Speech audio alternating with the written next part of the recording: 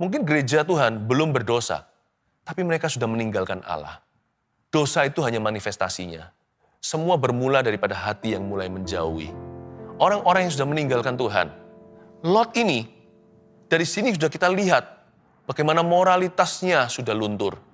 Standar moralnya sudah turun. Dia sekarang sudah menyamakan dirinya dengan orang-orang Sodom dan Gomora. Lebih baik memang, lebih baik iya. Kalau Anda belum subscribe di channel ini, segera supaya Anda bisa mengikuti terus rema-rema dari Roh Kudus ya. Langsung ambil Alkitab dan catatan kita, Bible Study. Seperti luar biasanya, senang sekali bisa mengajar firman. The whole counsel of Jesus. Saya ingin kalau Tuhan izinkan bisa membagikan seluruh isi Alkitab ya, dari Kejadian sampai Wahyu. Pokoknya ngikut terus. Anda yang belum subscribe juga, saya dorong untuk lakukan itu, tekan tombolnya, tombol lonceng itu supaya ada notifikasi kalau ada sesuatu yang baru. Saya ingin terus mementori Anda selama yang Tuhan izinkan, membagikan seluruh nasihat dari Roh Kudus dari Kejadian sampai Wahyu. Kali ini kita ke Kejadian pasal 19, beri judul Ujung Hidup Kompromi. Ya, sekali lagi judulnya Ujung Hidup Kompromi. Saya sih berharap supaya tidak seorang pun dari Anda nanti berakhir gigi jari, karena itu sekarang jangan kompromi. Jangan kompromi kalau nggak mau berakhir gigi jari. Karena orang yang kompromi itu seperti berusaha menjaring angin. Kenikmatan dunia itu semu. Percaya nggak? Suatu hari, semua yang kita nikmati itu, kita akan lupakan di ranjang kematian kita. Dan tidak terasa sama sekali. Apapun juga yang sifatnya fisikal atau jasmani, nafsu apalagi, kedagingan, itu nggak akan terasa kok. Sebab kita ini menuju sesuatu, menuju kekekalan. Surga atau neraka itu pilihan. Itu nggak akan kerasa sama sekali. Apa yang di belakang kita, sebab kita akan menuju ke depan. Dan tidak ada yang bisa menahan. Setiap kita pasti akan mati masuk kuburan. Jadi sekarang tanya pada dirimu sendiri, what have you done? Apakah hidup kita itu kompromi melulu atau kita sungguh-sungguh cari kerajaan Allah? Apa kita isi hidup kita dengan makna atau sia-sia? Cepat lambat kita tua. Makanan yang enak sekarang, suatu hari kita tidak akan bernafsu lagi. Suatu saat kita akan hilang selera. Seksual juga sama. Bagaimana dengan orang yang kena kanker prostat? Kanker serviks dan sebagainya. Semua memori itu pun akan dilupakan. Everything, semua kegilaan dunia itu berakhir in pain. Saya ngomong begini supaya kita membuat suatu pilihan agar hidup kita jangan kompromi sekarang. Jangan sampai begini loh nanti, ini. Ya. Sodom dan Gomora dimusnahkan, Lot diselamatkan. Ini pasal 19 Kejadian. Yang diselamatkan hanya Lot saja dan keluarganya. Kita baca ayat 1 dulu. Kedua malaikat itu tiba di Sodom pada waktu petang. Lot sedang duduk di pintu gerbang Sodom. Dan ketika melihat mereka, bangunlah ia menyongsong mereka lalu sujud dengan mukanya sampai ke tanah, serta berkata, Tuan, silakan singgah ke rumah hambamu ini. Bermalamlah di sini dan basuhlah kakimu, maka besok pagi Tuan boleh melanjutkan perjalanannya. Jawab mereka, tidak, kami akan bermalam di tanah lapang. Tetapi karena ia sangat mendesak mereka, singgahlah mereka dan masuk ke dalam rumahnya.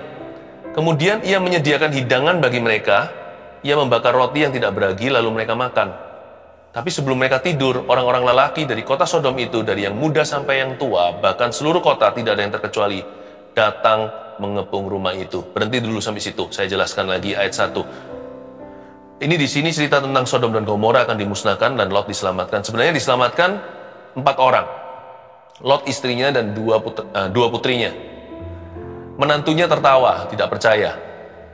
Tapi hanya 4 saja yang keluar dari Sodom Gomora hidup-hidup. Itu pun 1 jadi tiang garam karena menoleh ke belakang.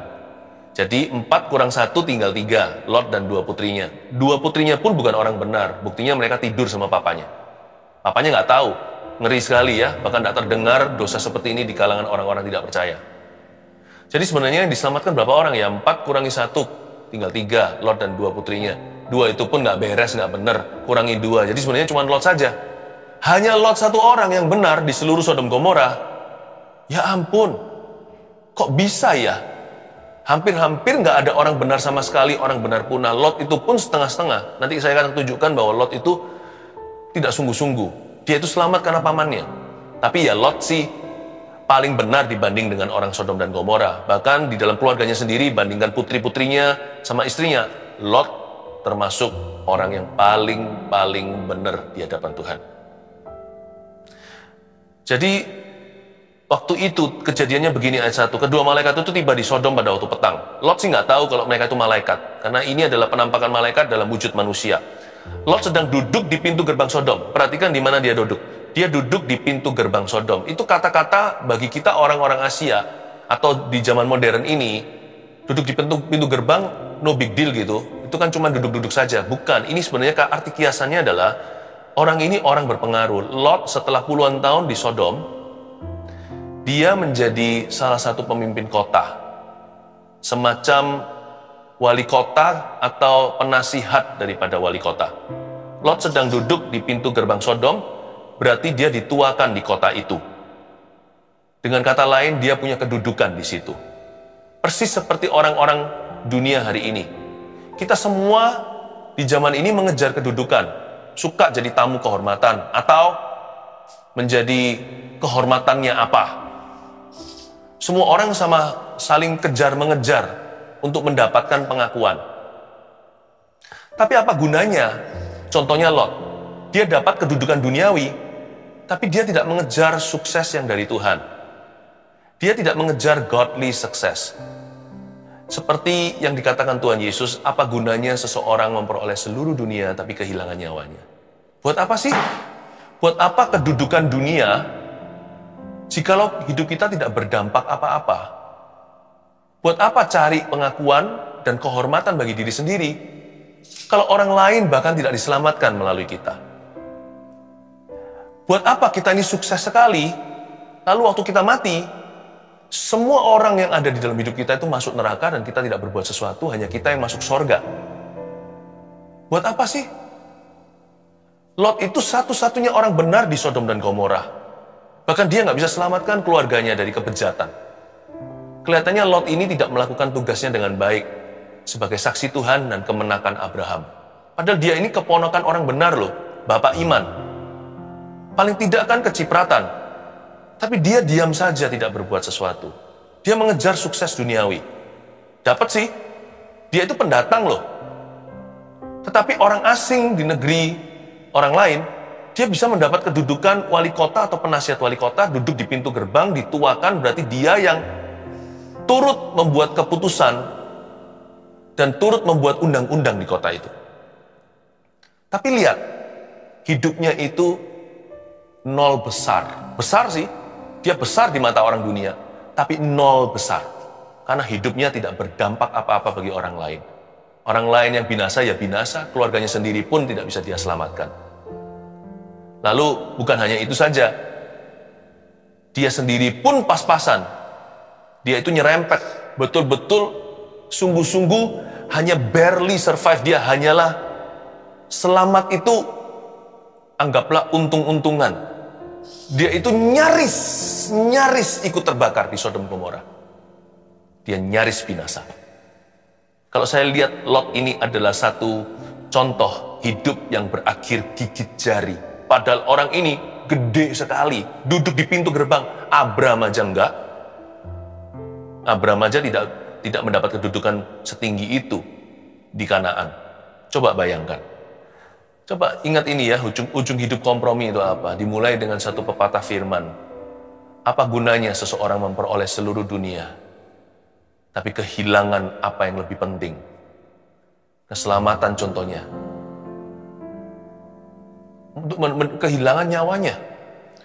Kita baca sekali lagi, kedua malaikat itu tiba di Sodom pada waktu petang. Lot sedang duduk di pintu gerbang Sodom, dan ketika melihat mereka, bangunlah ia menyongsong mereka lalu sujud dengan mukanya sampai ke tanah.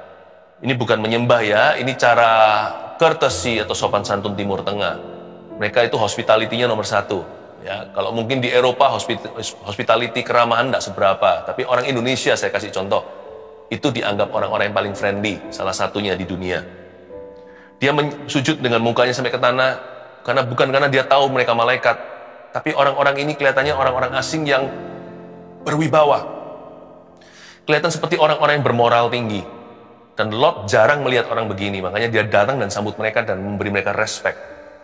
Ayat 2, serta berkata, Tuhan, Tuhan silakan singgah ke rumah hambamu itu. Lalu dia kasih mereka satu tawaran, ayo tinggal di rumahku. Mereka nggak mau. Kami mau berada di balai kota aja. Lot tahu bibit bebet bobot orang-orang kota Sodom Gomora. Dia berkata, jangan Tuhan, nggak tahu apa yang akan terjadi. Tapi Lot tidak mau takut-takuti. Jadi Lot berkata, masuklah ke rumahku saja. Saya buka kok rumah saya. Tinggal di rumah saya satu malam. Saya siapkan makan. Saya siapkan handuk. Saya siapkan air hangat. Dan karena Lot itu baik hati. Coba lihat ya, pada Lot ini yang sama yang bertengkar dengan Abraham. Tapi dibanding dengan Sodom dan Gomora, dia malaikat. Ya. Nah, ujung orang yang kompromi, orang yang maksudnya orang yang hidupnya kompromi dengan dosa itu tidak akan terasa ketika mereka bergaul dengan orang-orang yang lebih rusak dari dia. Dibanding mereka, orang itu Kristen banget. Tapi kalau kita mau membandingkan diri, jangan bandingkan dengan orang-orang dunia. Kita bandingkan dengan orang-orang yang cinta Tuhan, maka kita akan merasa kita berdosa banget. Makanya itu di kitab Pengkhotbah dikatakan begini, di tempat-tempat pesta pora, tidak ada hikmat. Lebih banyak hikmat di rumah perkabungan. Kita jadi mikir arti kehidupan. Kita diingatkan suatu hari, alamat kita sama. Mau naik mobil apa aja, semua kita suatu hari akan diangkat mobil jenazah. Kalau enggak malah celaka. Kita mau punya rumah, gedung segede apapun mencakar langit, ujungnya kita semua itu berada di dalam tanah, dan ada nisannya. Semua kita alamatnya satu, ke bawah. Debu kembali menjadi debu. Jadi kalau kita memang mau membandingkan, supaya hidup kita itu diubahkan, jangan bandingkan dengan orang yang lebih rusak. Bandingkan dengan orang yang lebih benar. Jangan ular, tapi tangga. Ingat ya, mainan anak kecil ular tangga. Ular itu yang merosot ke bawah. Dadunya tidak berkawan dengan kita. 1, 2, 3, 4, 5, 6, 7, malah turun ke bawah, kalah terbelakang. Harus naik tangga supaya cepat ke garis finishnya. Banyak orang itu hidup kompromi karena yang dilihat salah. Lot membandingkan diri dengan Sodom Gomora, ya dia malaikat lah. Tapi kalau dia bandingkan diri dengan Abraham, dia jahat. Hari itu untung dia mendapatkan suatu visitasi ilahi. Tuhan kirim malaikat dalam bentuk wujud manusia. Kadang-kadang Tuhan juga bisa kirimkan hamba-hambanya. Mereka bukan malaikat, tetapi seperti malaikat utusan dalam kehidupan kita. Untuk mengingatkan kita agar kita tidak hidup sia-sia. Tadi sebelum mereka tidur, orang-orang laki ini di ayat 4 sekali lagi, tetapi sebelum mereka tidur, orang-orang lelaki dari kota Sodom itu, dari yang muda sampai yang tua, wah bejat semua.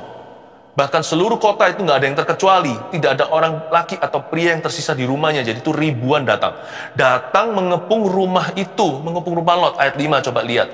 Mereka berseru kepada Lot. Mereka teriak nih, di mana orang-orang yang datang kepadamu malam ini? Bawalah mereka keluar kepada kami supaya kami pakai mereka. Pakai mereka. Manusia jadi objek ya. Pornografi itu menjadikan wanita objek. Lebih jahat lagi, pornografi anak. Anak kecil.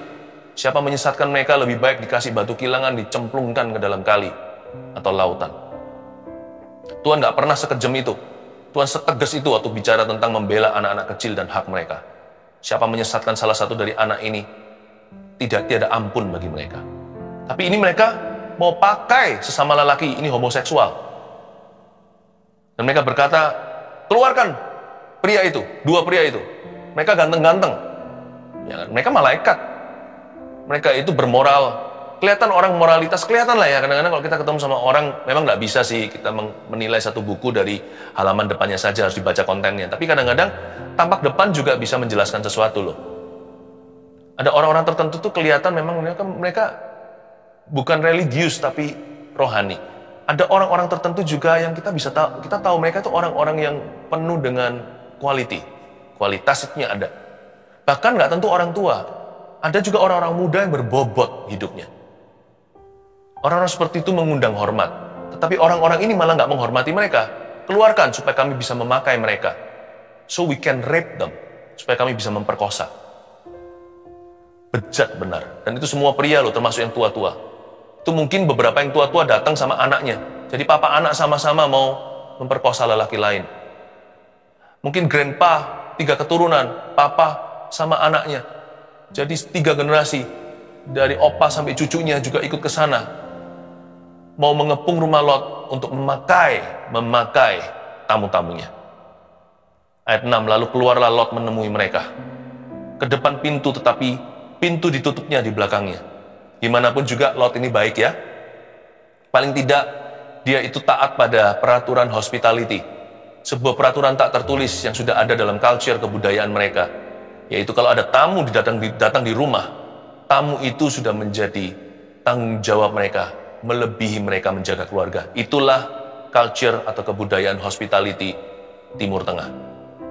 Ayat 7, dan ia berkata, ini Lot ngomong begini, dan ia berkata, saudara-saudaraku janganlah kiranya berbuat jahat. Tunggu dulu, saya nggak salah dengar ya? Dan Lot menjawab kerumunan orang-orang yang mengepung rumahnya begini, dan ia berkata, saudara-saudaraku janganlah kiranya berbuat jahat. Saudara-saudaraku di sini itu artinya my brethren, itu sebutan untuk saudara seiman. Dari ini aja, ayat 7 aja, saya menyimpulkan bahwa Lot sudah sangat-sangat murtad. Dia kalau dibanding sama orang Sodom Gomora, malaikat. Tapi kalau dibandingkan dari pamannya Abraham, atau dari bagaimana dia dibesarkan oleh angkelnya ini, karena dia itu anak adopsi Abraham, jauh sekali dia sudah mundur dari Tuhan, totalitas bahkan. Tahu nggak? Mungkin sebagian di antara kita sudah jatuh di mata Allah sebelum kita jatuh beneran. Tuhan Yesus ngomong gini kan di salah satu gereja di kitab Wahyu, ketahuilah bahwa kamu sudah jatuh. Betapa dalamnya kamu sudah jatuh, sadarlah. Sebab kamu sudah suam-suam kuku, kamu kehilangan kasih mula-mula. Mungkin gereja Tuhan belum berdosa, tapi mereka sudah meninggalkan Allah. Dosa itu hanya manifestasinya. Semua bermula daripada hati yang mulai menjauhi. Orang-orang yang sudah meninggalkan Tuhan. Lot ini, dari sini sudah kita lihat bagaimana moralitasnya sudah luntur. Standar moralnya sudah turun. Dia sekarang sudah menyamakan dirinya dengan orang-orang Sodom dan Gomora. Lebih baik memang, lebih baik iya, tetapi dia sudah merasa mereka itulah sama. Dan ia berkata, saudara-saudaraku, my brethren, sebutan untuk saudara seiman. Dan saya yakin Lot has backslidden. Lot sudah mundur dari Tuhan, cukup parah. Sadari kemunduranmu sebelum engkau jatuh. Orang yang pandai adalah orang yang bangkit sebelum dia jatuh. Dia berkata, ups, aku sudah jauh. Tuhan, tuntunlah aku tidak berani jalan sendiri. Orang yang begitu biasanya akan diluputkan dari kesakitan yang tidak diperlukan dalam hidup ini. Tahu nggak, banyak kejatuhan itu bisa dicegah. Tapi semua itu dimulai dari kompromi. Karena kompromi itu bekerjanya pelan-pelan. Dan dia menurunkan standar moral itu tanpa kita rasakan, karena dia bekerja melalui cara erosi rohani. Gak ada orang yang jatuhnya itu langsung semalam. Dia perlahan-lahan, slow but sure. Pelan tapi pasti. Karena itu di sini saya lihat bahwa Lot sudah terbiasa dengan hidup kompromi dengan dunia, kompromi dengan dosa, kompromi dengan kedagingannya. Dia sudah gak hidup untuk Tuhan. Dia hanya punya Tuhan. Dia sudah gak hidup untuk Tuhan. Bukan lagi Tuhan yang pegang setir hidupnya. Tuhan Yesus sudah berada di passenger seat. Tuhan Yesus sudah berada di kursi penumpang. Lu ikut aja sama gua. Berkati aku seperti Santa Claus, aku minta apa? Sudah bukan lagi Tuhan duduk di pengemudi. Bukan lagi Tuhan yang pegang setir dan kendali. Banyak orang itu sudah jatuh, tapi belum ada kesempatan untuk beraksi dalam kejatuhannya. Atau sudah ada dosanya dikit-dikit, tapi belum sampai kelas kakap. Tunggu aja nanti waktunya. Dosa itu akan datang kalau dibuahi. Dan setelah dosa itu menjadi matang, dia berubah menjadi maut. Jangan sampai tunggu maut baru sadar karena terlambat. Kalau mau sadar itu pada waktu telurnya mau menetas, kita tahu itu snake atau ular beludak, cepat diinjak. Kebanyakan kita itu nggak mengerti, karena yang namanya kompromi itu memang blinding. Orang kalau sudah mulai kompromi, terbiasa dengan jalan-jalan biasa untuk tawar-menawar sama Tuhan. Orang seperti itu lama-lama sudah kebal sama Roh Kudus. Udah kapalan hatinya. Ayat 8, kamu tahu aku mempunyai 2 orang anak perempuan yang belum pernah dijamah laki-laki. Baiklah mereka aku bawa keluar kepadamu. Perbuatlah kepada mereka seperti yang kamu pandang baik. Loh. Hanya jangan kamu apa-apakan orang-orang ini, sebab mereka memang datang untuk berlindung dalam rumahku. Aduh. Pertama-tama di ayat 7 tadi dia sebut mereka my brethren atau saudaraku aja sudah cukup shocking atau sudah cukup mengejutkan bagi saya. Ayat 8 itu saya seperti mau terlempar keluar dari kursi sofa ini. Gimana sih? Saya juga seorang ayah yang punya anak. Ini tamunya di dalam mau di apa-apain sama orang-orang luar. Mereka di luar sana itu ada huru hara. Dia berkata, aku punya 2 orang anak perempuan ya. Ini yang belum pernah dijamah laki-laki karena memang belum menikah. Mereka punya tunangan. Ya, nanti kita lihat di ayat-ayat berikutnya. Dan Lot punya 2 anak gadis. Perbuatlah kepada mereka, terserah kamu mau apain. Tapi jangan apa-apakan tamuku. Loh kok begitu? Memang hospitality itu perlu. Tapi saya rasa ya, Lot sudah berlebihan. Begini loh, orang yang kompromi itu ya, anehnya apa? Dia akan berlebihan. Dia akan melebihi orang-orang dunia dalam dosanya. Dia, bagaimana saya jelaskan ya? Orang-orang yang terbiasa dengan jalan kompromi, kecil-kecil, tawar-menawar dengan Tuhan, curi-curi. Lihat nanti, ketika orang itu berada di dalam dunia, dalam pekerjaannya, dia yang nipu paling besar. Dia akan melebihi ketegaan orang dunia untuk saling menipu sesamanya. Nanti lihat ya, yang paling sok-sokan adalah anak-anak Tuhan yang setengah-setengah. Di dalam dunia pergaulan, nanti yang paling pamer adalah orang-orang Kristen yang Kristen-Kristenan. Tahu nggak? Mendingan nggak pernah jadi anak Tuhan daripada jadi yang setengahan. Karena nanti setelah roh jahat diusir dari kita ketika kita terima Yesus, 7 roh lebih jahat akan masuk, jadi total 8. Mendingan punya 1 roh jahat daripada 8 sekalian. Saya nggak ngomong begini mengiyakan orang-orang yang dibelenggu setan. Tidak. Kalau bisa semua orang seperti saya. Semua orang seperti kami. Setiap orang yang saya temui, saya harapkan mereka seperti kita. Yaitu orang-orang yang sungguh-sungguh sepenuhnya. Bukan sempurna, saya juga tidak sempurna. Tapi orang-orang yang mengejar kebenarannya. Saya harap Anda seperti saya. Tapi kalau Anda tidak mau seperti kami, atau orang-orang di dunia tidak mau seperti kita, mendingan jangan sekalian. Jalan setengah itu bukan jalan sama sekali. Yesus tidak berkata, akulah jalan separuh-separuh. Akulah jalan setengah-setengah. Dia berkata, akulah jalan, titik. Kebenaran, titik. Hidup, titik. Mau hidup, hidup untuk aku. Mau benar, benar sekalian. Mau jalan, jalan tuntas. Jalan sampai jauh. Apakah terlalu radikal? Terlalu ekstrim? Nggak bisa. Kita nggak bisa terlalu ekstrim dan radikal untuk hal-hal yang benar. Kalau ekstrim dan radikal untuk hal-hal yang konyol dan nggak perlu, itu namanya eksentrik. Itu yang nggak perlu. Tapi untuk mengasihi, kita nggak bisa terlalu ekstrim loh. Untuk kudus, kita nggak bisa terlalu menjaga loh, karena lebih gampang untuk jatuh.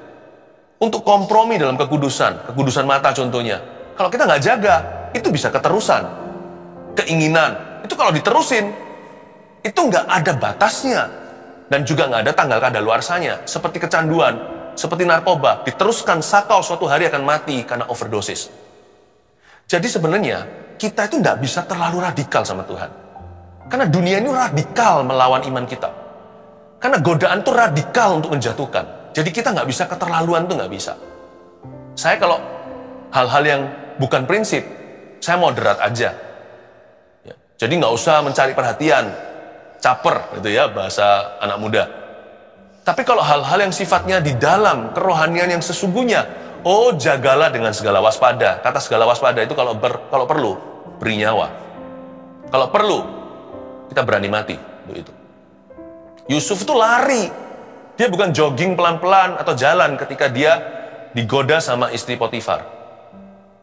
Oh, mungkin karena istri Potifar itu tante-tante. Siapa bilang? Potifar itu adalah asistennya Firaun. Jadi istrinya dia pasti muda. Istrinya dia itu adalah runner up Miss Egypt. Dia adalah juara 2-nya Miss Universe di Mesir. Jadi Yusuf pasti tertarik juga. Mungkin, bukan pasti, mungkin tertarik, saya nggak tahu kan. Nah, kalau nggak gitu dia nggak akan lari terbirit-birit. Dia lari dengan sekencang-kencangnya sampai jubahnya ketinggalan karena ditarik sama si wanita. Jangan jogging kalau lari dari dosa. Dari pergaulan yang salah.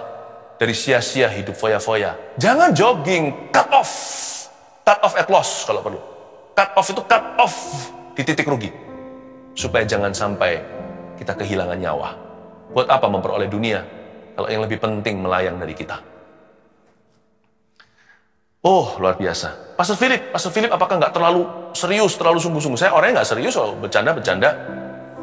Tapi kalau hal-hal yang berurusan dengan Tuhan, prinsip-prinsip kebenaran, saya serius 100%, 1000%. Tidak mau kompromi, karena saya tahu, saya kenali daging saya. Kalau saya kasih sedikit candu, dia mau terus itu. Saya tahu, saya dulu sebelum diselamatkan Tuhan, saya itu orang seperti apa. Saya tahu biak saya gimana saya bisa kembali ke jalan lama kalau saya tidak sungguh-sungguh mengejar kebenaran. Saya tahu kok, daging saya ini masih Adam dan Hawa. Karena itu jangan kompromi ya. Lalu Anda lihat di sana ayat 9, tetapi mereka berkata, enyahlah lagi kata mereka, orang ini datang ke sini sebagai orang asing dan dia mau jadi hakim atas kita. Who do you think you are? Sekarang kami akan menganiaya engkau lebih daripada kedua orang itu. Waduh, Lot dalam bahaya. Lalu mereka mendesak orang itu, yaitu Lot, dengan keras. Dan mereka mendekat untuk mendobrak pintu. Ini sudah mulai anarkis. Tetapi ayat 10, kedua orang itu mengulurkan tangannya, menarik Lot masuk ke dalam rumah, lalu menutup pintu. Kalau menurut saya ayat 10 ini rada supranatural. Karena itu kalau Anda tahu ya, kalau sudah huru-hara begitu, stampeding atau orang sudah saling menginjak, itu nggak bisa. Tangan manusia biasa menarik seseorang yang terjepit di tengah. Itu sudah dikepung soalnya. Jadi menurut saya ada tangan yang berkuasa di sini, ini tangan malaikat. Mungkin di ayat 10 Lot mulai menyadari bahwa mereka bukan orang biasa. Ayat 11, dan mereka membutakan mata orang-orang di depan pintu rumah itu dari yang kecil sampai yang besar. Sehingga percumalah orang-orang itu mencari-cari pintu. Ayat 11, tiba-tiba semua orang itu dibutakan. Nah, di sini Lot pasti tahu mereka adalah utusan Allah atau malaikat-malaikatnya. Tapi di ayat 11 saya juga mau menekankan suatu pelajaran berharga. Tahukah Anda bahwa ada beberapa penyakit itu cocok dengan dosa orang yang sedang menderitanya. Karena mereka sudah buta rohani dulu, Tuhan tinggal butakan matanya. Dua malaikat ini hanya melaksanakan kehendak Allah. Physical blindness that follows the spiritual one. Buta jasmani sebagai follow up daripada buta rohani lebih dulu di dalam hati. Tidak semua penyakit dari setan, ada juga yang dari gaya hidup yang kurang baik, kurang sehat, gaya hidup yang salah. Ya. Tapi juga ada penyakit-penyakit yang dari roh jahat. Yang disesuaikan dengan dosa yang orang itu nikmati secara sengaja atau belenggunya. Dan ini salah satu contoh itu di ayat 11 ini. Dan orang-orang itu langsung buta. Lalu ayat 12, kedua orang itu berkata kepada Lot, siapakah kaummu yang ada di sini lagi? Menantu atau anakmu laki-laki, anakmu perempuan, atau siapa saja kaummu di kota ini? Bawalah mereka keluar dari tempat ini. Sebab kami akan memusnahkan tempat ini karena banyak keluh kesah orang tentang kota ini di hadapan Tuhan. Sebab itulah Tuhan mengutus kami untuk memusnahkannya. Ayat 12, di sini sedikit FYI for your information, bahwa malaikat itu tidak maha tahu. Hanya Roh Kudus yang maha tahu, hanya Allah Bapa, Allah Putra. Lalu kedua orang itu, yang notabene malaikat, berkata kepada Lot, siapa kaummu yang ada di sini lagi? You punya kerabat siapa lagi? Siapa lagi yang mau diselamatkan? Menantu atau anak laki-laki atau perempuan? Atau siapa saja deh di kota ini? Malaikat tidak maha tahu ya. Itulah sebabnya, jangan cari malaikat jatuh. Mau tahu tentang masa depan, mau tahu tentang nasib, lalu cari peramal. Malaikat baik aja nggak maha tahu, apalagi malaikat jatuh. Mereka hanya bisa mengutukimu. Kalau mereka memberitahu sesuatu yang pas nanti, itu karena kutukan. Karena engkau memberikan kepercayaan pada mereka, maka kejadian. Termasuk kalau hal-hal yang baik seperti harta, itu ada harganya. itu berarti Anda diikat jiwanya untuk ikut mereka. Nanti coba lihat di rumah, tidak akan ada damai sejahtera dan kasih Yesus lagi. Udah susah untuk bisa merenungkan firman. Setan kasih apa saja kepada kita, asal kita mau kehilangan nyawa kita. Jadi jangan percaya malaikat, percayalah Tuhan. Ayat 13 tadi, banyak keluh kesah orang tentang kota ini di hadapan Tuhan. Yang mengeluh adalah Tuhan, yang mengeluh adalah malaikat, lihat Sodom dan Gomora. Yang mengeluh adalah orang-orang benar seperti Lot di sana. Yang mengeluh adalah korban. Tentunya bukan orang pertama yang akan mereka pakai hari itu. Pasti hal ini pernah kejadian sebelumnya. Makanya mereka nafsu lagi untuk mengepung rumah ketika lihat orang baru datang ke kota. Udah ada banyak seruan korban. Jadi jangan jadi anak Tuhan yang menciptakan seruan-seruan keluhan ke sorga ya. Ada beberapa orang-orang begini. Itu orang ya selalu merugikan orang lain. Itu orang ya, keluarga ini ya jahat sekali. Dia selalu membuat keluarga lain menderita. Sekalipun itu bukan dalam bentuk doa, ada keluhan-keluhan di dunia ini, termasuk keluhan dari orang-orang yang tidak kenal Tuhan. Kalau mereka diperlakukan tidak adil, keluh kesah mereka akan sampai ke sorga seperti Sodom Gomora. Jangan sampai Tuhan akan mengutus malaikatnya untuk menghukum seseorang karenanya. Kalau menyelamatkan, Tuhan tidak utus malaikat, Tuhan turun tangan. Tuhan bicara sama Abraham di ayat-ayat sebelumnya, syafaat Abraham untuk Sodom dan Gomora. Tapi untuk menghukum, Tuhan tidak perlu turun tangan sendiri. Cukup celaka sekalipun malaikat yang diutusnya. Jangan sampai jadi orang yang harus Tuhan utus malaikat untuk menghukumnya. Karena banyak keluh kesah dari kehidupan Anda. Kalau memang ada orang seperti itu, cepat bertobat sebelum dihukum oleh Tuhan. Tapi saya yakin Tuhan kita bukan Allah yang suka menghukum. Tuhan kita adalah Allah yang menyelamatkan. Jadi kalau kita bertobat, pasti ada jalan keluar. Ayat 14, keluar Lot lalu berbicara dengan kedua bakal menantunya yang akan kawin dengan kedua anak perempuan. Anaknya perempuan katanya, bangunlah, keluarlah dari tempat ini, sebab Tuhan akan memusnahkan kota ini. Tetapi, sedih ya, lihat ini, ia dipandang oleh kedua bakal menantunya itu sebagai orang yang berolok-olok saja. Nggak dianggap serius sama calon menantunya, ada dua. Mungkin selama ini Lot memang nggak pernah serius. Hihi saja, bercanda terus. Hidupnya hanyalah fun doang. Makanya, kalau sampai suatu hari dia serius, gak ada orang yang percaya sama dia. 3 poin sederhana saya selesai dengan ini. Ujung hidup kompromi seperti apa? Kita lihat perjalanannya. 1, kompromi menurunkan standar moral. Dia pelan-pelan, gak jatuh semalam. 2, kompromi mengorbankan keluarga. Lihat Lot, begitu sama anak perempuannya. Tentunya bukan karena dia gak cinta. Lot sendiri sudah rusak di dalamnya. Ya. Dan jangan lupa ya, addictions, kecanduan adalah masalah keluarga loh. Jangan berkata yang rokok yang saya kok, urusan apa sama keluargaku? Kena yang ngisap asapnya. Semua bentuk kecanduan dosa, itu masalah the whole family. Meskipun satu yang melakukannya. Contohnya, pelecehan. Ya, abuse. Itu seluruh keluarga menderita. Kompromi itu pasti mengorbankan keluarga. Karena itu kalau Anda bertobat, keluarga Anda yang bahagia. Kalau kita ini berhenti, our family yang di-bless atau diberkati oleh Tuhan. Etik. Yang nomor 3, kompromi itu membutakan mata rohani. Mata kita sendiri dibutakan.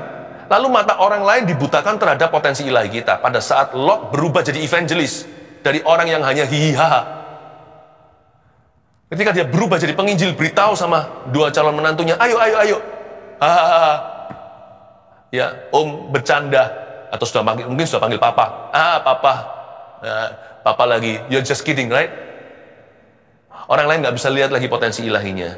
Karena ketika kita biasakan diri dengan kompromi, dunia pun akan susah percaya kepada kita. 3 hal ini jauhi supaya jangan sampai suatu hari kita berakhir gigit jari. Besarlah upahmu dalam ketaatanmu kepada Tuhan Yesus. Haleluya. 1 Petrus 4 ayat 7. Kesudahan segala sesuatu sudah dekat.